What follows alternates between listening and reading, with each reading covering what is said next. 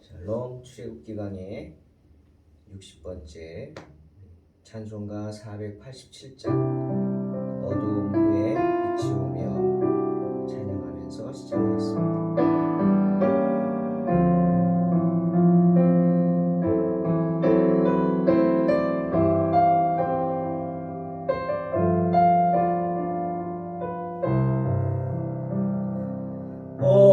어두움 후에 빛이 오며 바람 분 후에 잔잔하고 소나기 후에 햇빛 나며 수고한 후에 쉼이 있네. 연약함 후에 강건하며 애통한 후에 위로받고 눈물 난 후에 웃음 있고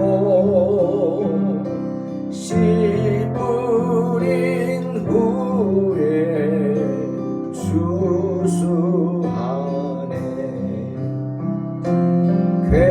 괴로움 후에 평안이 있고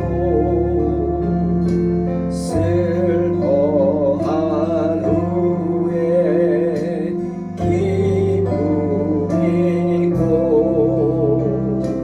멀어진 후에 가까우며 고독한 후에 친구 있네. 고생한 후에 기쁨이 있고 십자가 후에 영광이 있고 죽음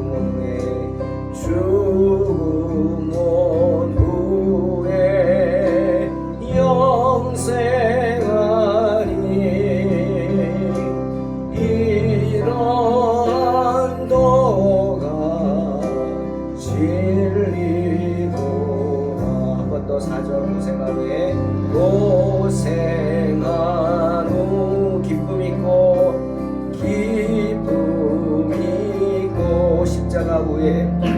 십자가 후 영광 있고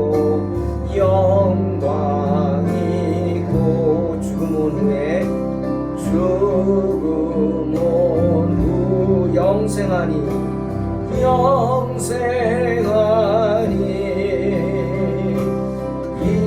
이러한 도가 진리로라.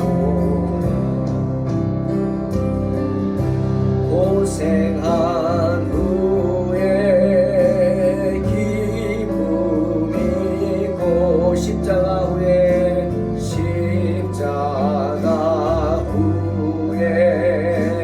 영광이 있고 아멘.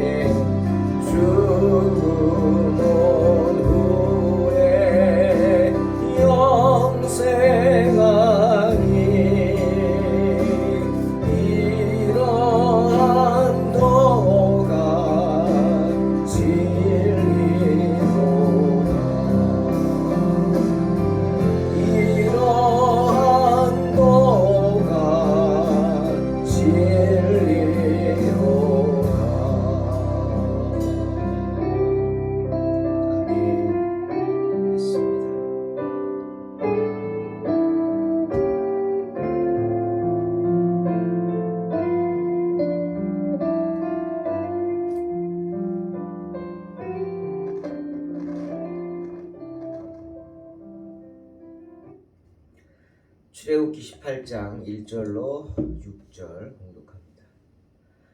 모세의 장인이며 미디안 제사장인 이드로가 하나님이 모세에게와 자기 백성 이스라엘에게 하신 일 곧 여호와께서 이스라엘을 애굽에서 인도하여 내신 모든 일을 들으니라.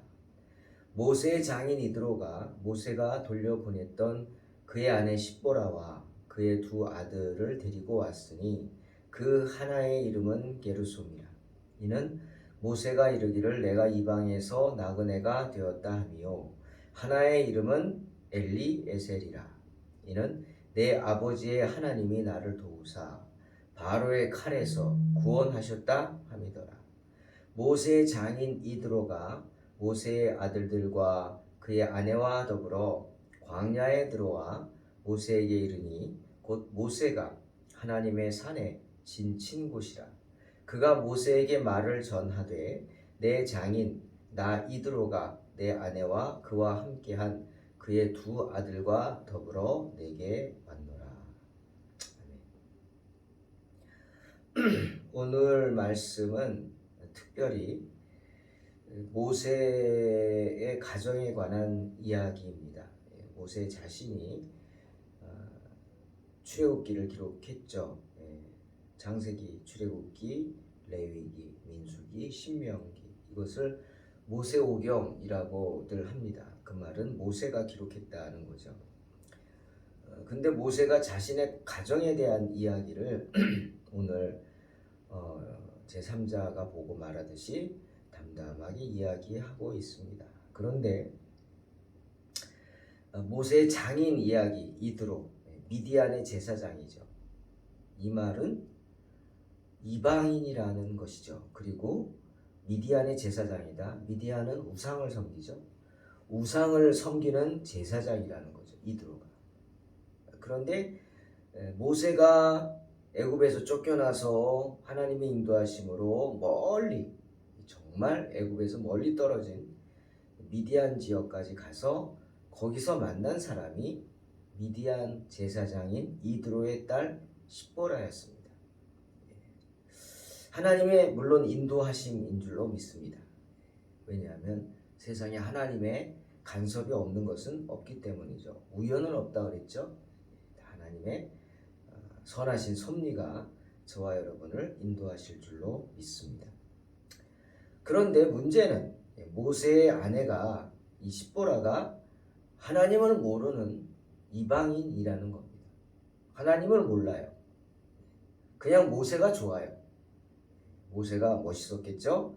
애굽의 왕자였습니다. 지금 쫓겨나는 처지였지만 그래도 애굽의 왕자로서 아마 잘 훈련되고 양육되었기 때문에 얼굴에서 빛이 났을지도 몰라요. 뭔가 범상치 않잖아요, 우리가 보기에. 그런데 오늘 이 말씀을 보면 저는 이 말씀 속에서 매우 안타까움이 느껴집니다.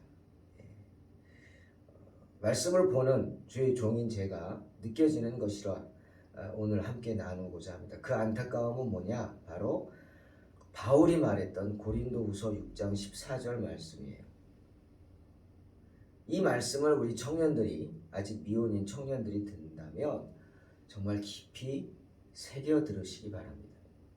고린도후서 6장 14절. 너희는 믿지 않는 자와 멍에를 함께하지 말라. 의와 불법이 어찌 함께하며 빛과 어둠이 어찌 사귀겠느냐. 정말 무서운 경고의 말씀이죠. 바울은 불신자와 결혼하지 말라고 적극적으로 말하고 있습니다. 불신자와 신자의 관계를 심지어 빛과 어두움이다 이렇게 표현을 하고 있죠. 여러분, 빛과 어두움이 함께 할 수 있습니까? 부부는 함께 해야 되는 것인데 그래서 친구처럼 되고 나이가 들면 정말 친한 친구죠. 그런 사이가 돼야 되는데 고통을 나눌 수 있고 아픔을 나눌 수 있는, 함께 해야 되는데 빛과 어두움은 함께 할 수 없죠.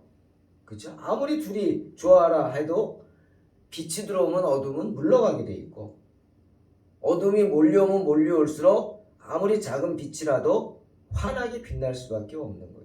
그 말은 함께 할 수 없다는 겁니다. 그런데 어떻게 함께 살아요? 심지어 바울은 오늘 믿지 않는 자와 믿는 자의 관계를 의와 불법이 함께하지 못하는 것과 같다. 즉 정의와 불의는 함께할 수 없죠. 정의롭고자 하면은 불의를 용납할 수 없습니다. 또 불의를 용납하는 순간 나는 정의를 쓰레기통에 처박아 버리게 되는 거예요. 정죄합니다. 불신자들을 어둠이다. 불의한 자들이다. 정죄하고 있어요. 이유는 뭡니까? 그들이 하나님을 모르기 때문입니다. 여러분, 하나님을 모르는 것은 죄입니다. 불쌍하게 여기겠죠? 하지만 분명히 아셔야 돼요. 하나님을 모르는 것, 자기의 지은 존재를 모르는 것, 부모를 모르는 자식은 범죄자예요. 맞죠? 부모가 없이 어떻게 나오겠어요? 그죠? 그러니까 부모를 외면하고 부모를 섬기지 않는다? 이것은 하나님 기뻐하지 않죠. 마찬가지입니다. 우리를 누가 만들었어요? 하나님 만드셨죠. 그런 창조주 하나님을 모른다? 그것은 죄입니다. 성경은 말씀하시죠. 왜? 하나님을 모르기 때문에 하나님이 기뻐하시는 일을 못하기 때문이에요. 오늘 성경에 그 이야기를 이제 품고 있습니다. 자, 예를 들어 볼게요. 주일은 월화수목금토 일요일이죠. 그것을 믿지 않는 자들은 일요일이다, 즉 공휴일이다 이 뜻이에요. 쉬는 날이다, 노는 날이다. 그러나 우리 성도들은 주일이라고 말합니다. 일요일이 아니죠. 성도의 입에서 일요일이란 말이 나오면 그 사람은 성도일까요? 자기 자신이 생각해 봐야 돼요. 주일이에요. 주일이란 주님의 날이다. 즉 주님의 일을 행하는 날이다. 주님의 일을 뭐예요? 주님 기뻐하시는 일, 예배 드리는 거예요. 그래서 주일을 지켜라. 바로 교회 가서 예배 드리라는 거예요. 아, 나 주일 지켰다고, 집에서 예배 드렸다고, 방송 드리고 뭐, 그건 여러분의 만족이죠. 생각해 보십시오. 제가 뭐 그걸 판단하지는 않겠지만 하나님이 무엇을 기뻐하실까? 여러분 스스로 판단하고 생각하고 행하시기 바랍니다. 많은 성도들은 주일은 어떻게?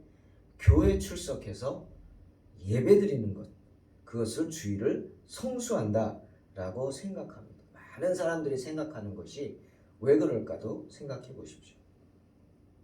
하지만 불신자들에게는 그저 쉬는 날이에요. 자신에게 도움이 된다면 일요일이기에 쉬는 날이니까 나 안 쉬고 일하지 뭐 합니다. 하지만 성도들은 주일날 일하는 것을 무지하게 꺼립니다. 어쩔 수 없이 뭐 직장에 매인 사람들은 직장에서 요구하면 할 수 없기 때문에 라는 마음으로 가서 일을 하겠지만 그 마음은 찜찜하죠. 마치 죄 짓는 것 같죠. 하물며 자기를 위해서 일한다? 그것은 정말 삼가해야 할 일입니다. 사람들은 자기가 잘나서 자기가 먹고 사는 줄 압니다. 하지만 성도들은 그렇지 않습니다. 하나님의 은혜죠. 내가 일할 수 있는 것도 하나님이 건강을 주셔서 일하는 것이죠. 그죠? 내가 직장에 취직한 것도 하나님이 허락하셔서 취직한 거죠. 내 능력으로 됐다고 생각하지 않아요. 은혜죠.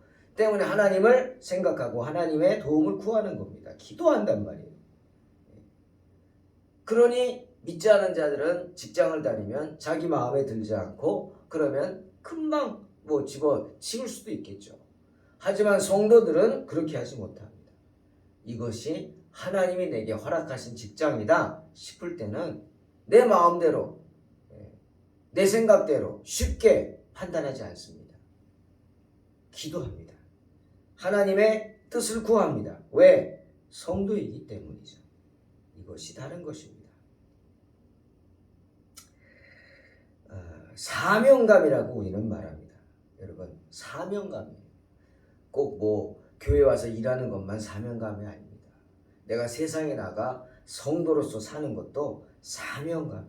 그 사명, 하나님의 성도, 하나님의 빛을 너희가 세상으로 나아가 빛과 소금의 역할, 사명이죠. 때문에 함부로 내 마음대로 내 뜻대로 함부로 행동하지 않는다라는 겁니다. 결혼도 마찬가지입니다. 결혼도 내가 좋아서 그냥 내가 좋아하는 사람, 눈에 보기에 좋은 대로 그 죄가 바로 창세기에 나오죠. 사람의 딸들의 미모를 보고 외모를 보고 하나님의 아들들이 그렇게 죄를 짓죠. 타락하는 겁니다. 그게. 성도들은 겉으로 보이는 것만 보지 않습니다. 마음의 중심을 볼 수 있어야 돼요. 물론 외모도 마음에 들어야죠. 외모 마음에 안 드는데 그거 얘기하는 거 아닙니다. 내가 하나님의 마음으로 상대방을 바라볼 때 그 사람의 진정한 마음이 보이고 그렇다면 하나님께서 그 사람을 달리 보게 하실 수도 있다는 거죠. 그렇게 하신다는 거예요. 때문에 외모만 보면 안 돼요. 재미있는 말 있죠. 절대로 선을 볼 때 깜깜한 카페 같은 데 가서 선 보지 말라고 어른들이 말하죠. 맞습니다. 그래서 호텔 커피숍에 선 보는 사람이 많은 거예요. 왜? 커피숍은 보통 1층 러비에 있죠. 환한 곳에 있어요. 예. 환한 곳에 있으니까 다 보이는 거예요. 예? 이 사람이 위장을 했는지 엄폐를 했는지 은폐를 했는지 뭐 이런 것들 화장실에 속지도 않고 또 남자의 어떤 그런 모습들 어둠 속에서 보지 못하는 모습들을 다 볼 수 있기에 환한 데서 선을 보라 뭐 이런 말이에요. 그것도 참 맞는 말입니다. 그 말은 뭡니까? 외모에 치우치지 말라는 말이죠. 때문에 결혼할 때 저도 주례할 때는 꼭 그렇게 하지만 혼인 서약을 한 후에 두 사람을 향해서 하나님 앞에서 이렇게 선포하죠. 두 사람 손을 잡고 하나님께서 짝지어 주신 것을 사람이 나누지 못할 징이라 선포합니다. 맞습니다. 그겁니다. 이 두 사람은 비록 내가 좋아서 결혼하고 내가 선택한 사람 같지만 아니라는 거죠. 믿음이 있는 사람이라면 하나님이 짝지어 주셨다는 거예요. 여러분 결혼은 성경의 결혼과는 중매입니다. 왜 그러냐? 아담 보세요. 하와 자기가 가서 찾았나요? 아니죠. 하나님께서 하와를 아담에게 데리고 오셨어요. 이게 뭡니까? 하나님께서 아담에게 중매하신 거예요. 그러니 내가 결혼한 사람은 내가 뭐 좋아서 뭐 그런 것 같죠. 처음엔 그러지만 뭐 외모는 뭐 길어야 3년이라며요. 그렇죠. 3년이 뭐예요? 1년도 안 가죠. 외모는 그렇게 가고 그 다음에 조금 더 가는 게 음식 솜씨고 진짜 오래 가는 게 뭐예요? 마음이다. 뭐 이런 말 있지 않습니까? 맞습니다. 때문에 성도들은 하나님의 인도하심으로 짝을 만났다는 생각으로 짝을 찾아야 되고 때문에 결혼도 사명감을 가지고 해야 합니다. 무슨 말이냐? 살다가 내가 힘들다고 좀 마음이 안 맞는다고 이혼하면 안 된다는 거예요. 성도는 이혼하면 안 됩니다. 물론 반드시 이혼하면 안 된다 그건 아니죠. 성도도 이혼할 수 있습니다. 때문에 모세가 신명기 24장 1절에서 뭐라고 그랬어요? 사람이 잘 들으세요. 사람이 아내를 맞이하여 데려온 후에 그에게 수치되는 일이 있음을 발견하고 그를 기뻐하지 아니하면 이혼 증서를 써서 그의 손에 주고 그를 자기 집에서 내보내라 그랬어요. 이 말은 이혼해라 이게 아닙니다. 이혼을 하려면 합법적으로 하는 거예요. 정말 정당한 이유가 있어야 돼요. 이혼해야만 하는 이유가 있을 수 있어요. 왜 모세가 이런 말을 했느냐? 당시에 주석가들의 이야기에 따르면 결혼한 아내가 싫다고 혹독하게 다루어 급기야 아내들을 죽음으로 내모는 일이 많았대요. 그런 나쁜 남편들이 많았대요. 나쁜 놈들이 많았대요. 그래서 모세가 취한 조치라고 합니다. 너희를 마음대로 못한다. 끝까지 책임져라. 또 그 당시는 남녀가 굉장히 그 차별이 많았죠. 그래서 뭐 부모가 아버지가 돌아가시면 딸들에게는 유산도 안 줬잖아요. 우리 슬로보아스의 딸들 이야기 아시죠? 그러니 결혼했는데 그냥 쫓아내면 죽으라는 소리나 마찬가지. 굶어 죽으라. 그래서 여성들을 보호하려고 꼭 이혼을 하려면 이혼 사유가 있을 수 있어요. 그죠? 그런 경우는 이혼 증서를 써줘야 한다. 확실한 이혼 사유가 없으면 함부로 이혼할 수 없다는 것을 역설적으로 이야기하는 것입니다. 그러니 믿지 않는 자와 결혼을 해서도 안 되지만 결혼을 했다면 함부로 이혼해서도 안 된다.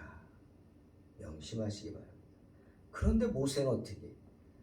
물론 상황이 그랬지만 모세가 그때 찬밥 더운 밥 가릴 때가 아니었지만 믿지 않는 여인과 결혼을 했습니다. 바로 미디안의 제사장, 우상을 섬기는, 그것도 우상의 제사장 이드로의 딸 십보라였습니다. 물론 모세를 훈련시키고자 하는 하나님의 뜻이 있었을 줄 믿습니다. 또 도망자이기 어쩔 수 없었겠죠. 하지만 결과적으로 모세는 믿지 않는 자와 멍에를 메었다. 그러니 그의 결혼 생활이 순탄했겠습니까? 힘들었겠죠. 그 한 예가 출애굽기 4장 25절에 나오죠. 바로 모세의 그 아들이 둘인데 게르솜, 그 다음에 엘리에셀입니다. 그런데 이 게르솜이 났을 때는 모세가 애굽의 율법대로 난 지 8일 만에 남자는 모두 할례를 했죠. 게르솜은 할례를 했어요.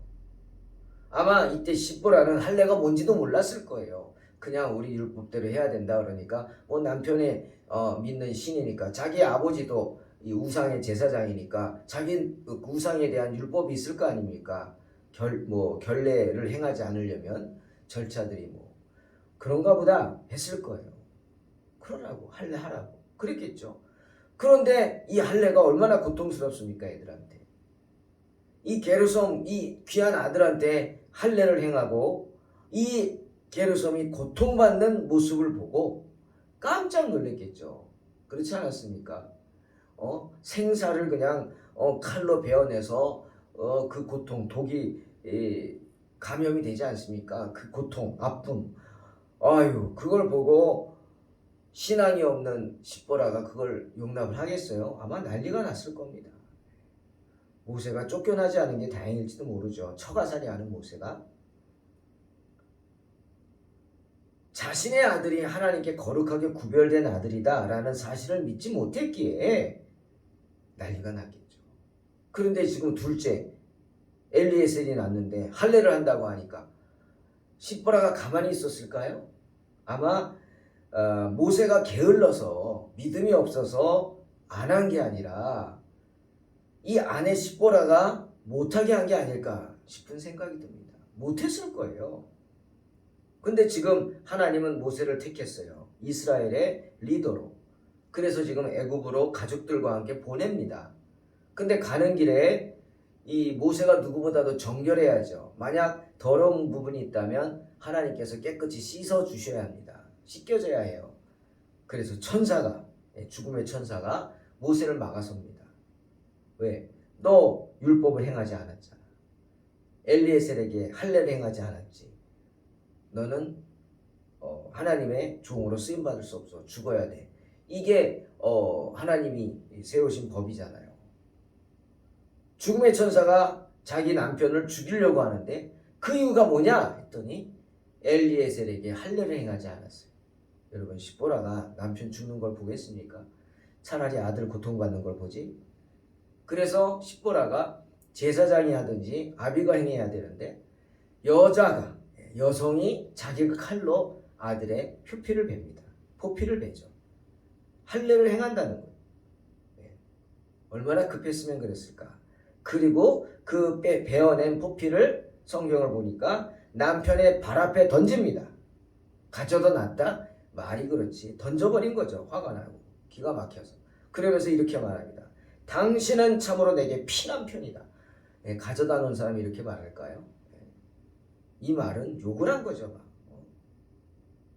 별 욕을 다 했을 때 있어요. 이게 무슨 짓이냐. 이게 뭐냐. 신앙이 없는 사람이니까. 하지만 십보라는 두려웠죠. 왜? 죽음의 천사를 봤잖아요. 야, 나는 하나님을 모르는 여인인데 하나님이 율법을 행하지 않았다고 저 신실한 남편 모세도 죽이려고 하는 거 보니까 나도 이거 내가 알지 못하는 그런 죄를 져서 조만간 죽을 수도 있겠다. 아마 이런 생각 안 했을까요? 그래서 두려워하고 쫓아가지 않은 겁니다. 오늘 성경은 모세가 아들과 아내를 집으로 돌려보냈다 표현했지만 말이 그렇지. 십보라가 도망간 거 아닐까요? 예? 저 같으면 도망가겠는데요. 겁이 나서. 그렇죠? 그 도망갔던 십보라와 아들 둘. 지금 모세가 시간이 많이 흐른 후에 출애굽하고 그 미디안 지역을 지나가면서 아니면 근처 어딜 갔겠죠. 이드로가 야 이건 아니다. 얘기를 들었겠죠. 그 엄청난 200만이나 되는 사람들의 리더로 내 사위가 리더인데 가족들도 없이 혼자서 얼마나 외로울까. 그리고 본이 안 되죠. 본이 안 돼. 이드로도 그걸 안 거예요. 본이 안 되죠. 여러분 디모데전서 3장 5절에서 바울이 그래요. 리더로 세움을 받으려면 자기 집을 다스릴 줄 알아야 돼요. 사람이 자기 집을 다스릴 줄 알지 못하면 어찌 하나님의 교회를 돌보겠느냐라고 말합니다. 네? 자기 집을 다스리지 못하는 사람이 리더로 세움 받는다? 정말 민망한 거예요. 네? 미안합니다만 교회 중직으로 세움 받은 사람이 가족들이 교회 나오지 않는다? 아내가 교회 안 나온다? 남편이 교회 안 나온다?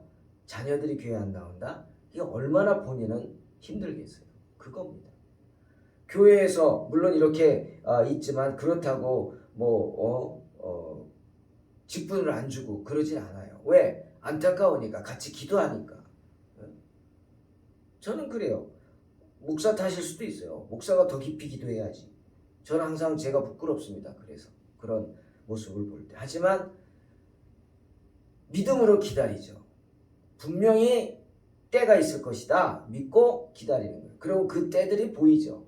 하나하나 변화되는 모습들이 보일 때 얼마나 기쁩니까? 그 기쁨은 비교할 수 없죠. 본인은 힘든 거예요. 이드로가 그것을 안 거예요. 그래서 이건 아니다. 이드로는 비록 미디안 사람이고 이방인이고 우상의 제사장이었지만 신을 경외하는 사람이죠. 그러니까 아마 이스라엘의 하나님도 어떤 신의 한 분으로 생각하고 큰 신이다 생각했겠죠. 그래서 이스라엘의 하나님과 그 이스라엘 그분의 백성들에 대한 참된 존경심을 가지고 있었습니다. 때문에 이드로는 하루속히 딸과 손주들을 사위에게 돌려보내기를 원했던 거예요. 그래서 데리고 온 거죠. 이런 분위기를 생각해 볼 때 모세의 결혼 생활이 은혜로웠다, 행복했다 할 수는 없을 것 같아요. 여러분 모세는 매우 고독한 사람입니다. 여러분 지도자는요 사람들의 이야기를 듣죠. 하지만 최종 결정은 누가 합니까? 자신이 합니다. 이것을 고독하다 그러죠. 외로운 것과 고독한 것은 좀 다를 거예요. 예? 아무리 주변에 사랑하는 사람들이 많고 가족들이 있어도 고독할 수 있어요. 외롭진 않겠지만 근데 모세는 고독하기만 한 게 아니라 외로웠어요. 인간적인 아픔 또 그런 인간적인 슬픔, 괴로움, 외로움 이런 것을 함께 나눌 사람이 없잖아요. 아내도 없고 자식도 없고 얼마나 외로웠을까. 아무튼 십보라는 큰 문제였을 것입니다. 모세의 기도 제목이었을 것이고 그래서 그런지 이후로 십보라에 대한 이야기는 전혀 성경에 나오지 않습니다. 보통 믿음의 조상들의 아내에 대한 이야기들이 나오죠. 특히 죽음에 대한 이야기가 나옵니다. 라헬도 나왔어요. 예? 라헬도. 베들레헴이라는 곳에 장사 지냈다.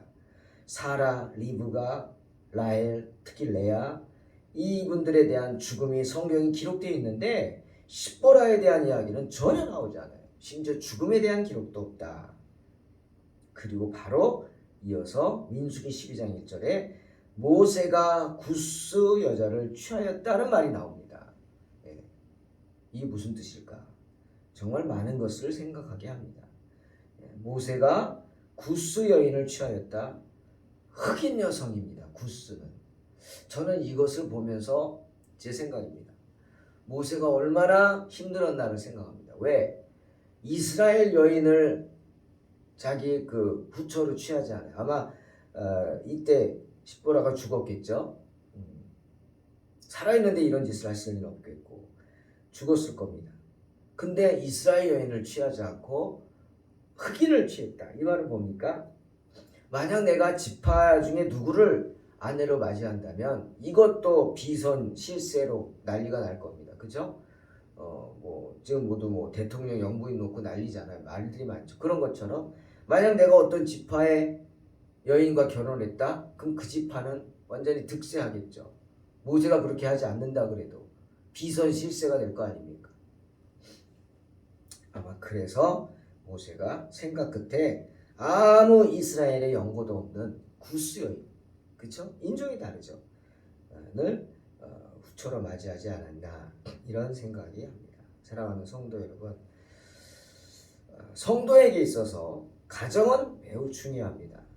특히 주님의 일을 하는 데 있어서도 가정 목회는 제일로 여겨져야 할 것입니다. 때문에 저는 가족을 위해서 기도를 많이 해야겠죠. 특히 자녀들을 위해서 더 기도합니다. 자녀들이 잘 돼야죠. 정말 자녀들의 길이 열려야 합니다. 그래야 덕이 되고 또 성도들의 가정이 형통해야 합니다. 화목해야 합니다. 특별히. 그래야 교회가 덕이 됩니다. 때문에 우리는 가정 목회를 정말 중요하게 생각할 수 있어야 되고 자녀들을 신앙으로 양육하고 특별히 자녀들을 위해 기도할 수 있어야 합니다. 바울이 말하죠. 교회 일꾼을 세울 때도 뭐부터 봅니까? 자기 집을 잘 다스려서 자녀들로 모든 공손함으로 복종하게 하는 자라야 할지며 라고 합니다. 가정이 화목한 사람을 교회의 일꾼으로 세워야 합니다. 여러분 깊이 한번 생각해 보시기 바랍니다. 모세는 그가 하나님의 교회를 통치하는 동안 가정을 다스리는 일에 있어서도 훌륭한 모범을 보여야 했어요. 그래서 가족들과 함께 있어야 했어요. 이드로가 그 얘기를 하는 겁니다. 그 마음이었어요. 하지만 화목한 가정의 모습을 보여줘야 했지만 좀 안타깝죠. 모세는 달랑 아들이 둘이었다. 이 말도 좀 안타까운 일이죠. 다른 사람들은 자녀들도 많았잖아요. 그래서 정말 바울의 말처럼 믿지 않는 자와 멍에를 매지 말라는 이 바울의 말씀, 결혼을 앞둔 우리 청년들이 반드시 명심해야 합니다. 믿는 가정, 믿음의 형제, 믿음의 자매를 만나는 게 축복입니다. 그래야 삶이 행복해지고 내 삶이 평안할 수 있는 겁니다. 믿는 자와 결혼하고 또 지금 혹시 믿지 않는 분과 결혼했다면 지금 어쩌겠어요? 지금부터라도 기도하면서 남편을 전도하고 아내를 전도하고 섬겨야 합니다. 여러분 십자가 그분들이 여러분의 십자가일 수 있어요. 십자가는 멀리 있지 않거든요. 항상 십자가를 지고 복된 가정을 믿음의 가정을 이루시기를 주의 이름으로 축원합니다. 기도하겠습니다. 하나님 감사합니다.